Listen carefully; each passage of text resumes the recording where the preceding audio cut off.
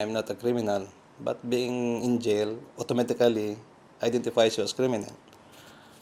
Maybe this time I feel ashamed, but later on we will see. Glenn Madaginog's proud life as a ship captain was shattered this year when he found himself in a cramped, cockroach-infested prison cell in Indonesia, sleeping alongside convicted murderers and child rapists. The Filipino father of 4 is one of dozens of captains who were detained by the Indonesian Navy after anchoring in the country's waters without a permit while waiting to enter Singapore.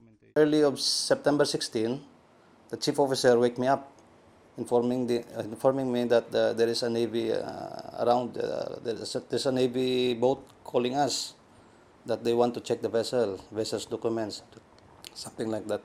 And around 0812 or 0800 of the 16th, 4 Navy officers come on board. They have guns. So we met on the bridge. And then they checked the documents, and later on they said that you are in Indonesian waters. The waters just east of Singapore have for decades been used by ships waiting to enter the city-state.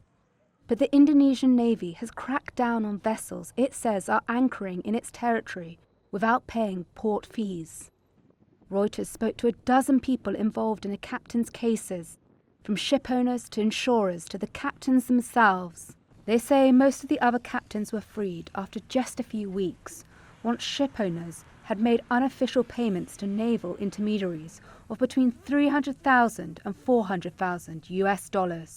Madaginog wasn't so lucky, and in March he was found guilty of illegal anchorage and sentenced to 2 months in jail. And I was full of doubt, oh, what's happening? But later on I think this is something like legal piracy. You have to pay money. Because one of the captains that I met in there upon my arrival, he explained to me, you tell your company to pay as soon as possible so that you can go on. All money, it's all about money. The US company International Seaways, which owns the vessel Madaginog was captain of, said it had pursued all legal avenues to get him released. In an email to Reuters, it said, quote, "As a matter of policy, we do not pay bribes."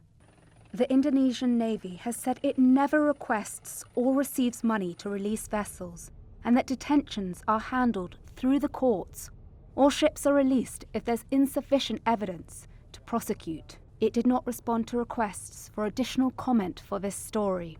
Another captain who was detained, however, accuses the Indonesian Navy of a well-organized extortion scheme. Nothing of the sort in 35 years of sailing have I ever experienced anything like it. American David Lido was captain of the fiber optic cable laying ship Reliance when it was arrested last year.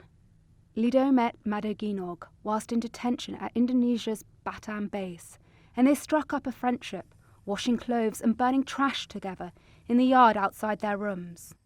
Sources told Reuters that some captains had their rooms upgraded by local agents paid by ship owners. Lido says he only managed to dodge prison after the owner of his vessel, Subcon, made an unofficial payment to free him. Reuters was unable to determine the amount paid to free the ship or when the payment was made. Subcon did not respond to requests for comment. It's disturbing. I could see if it was a small, group of people that were going off and doing it illegally and the government was trying to prevent it, but knowing that the Navy of a country is going out and hijacking is what it comes down to. Hijacking ships and their crews and charging ransom is beyond belief. It's shocking. Madaginog was finally able to return to the Philippines in May. He is not currently working and is receiving treatment for depression following his ordeal. International Seaways says it is providing him and his family with financial and medical support. This month, a spokesman for Indonesia's Navy told Reuters that the Navy chief was sending an investigation team to Batam. No further details or a time frame were given.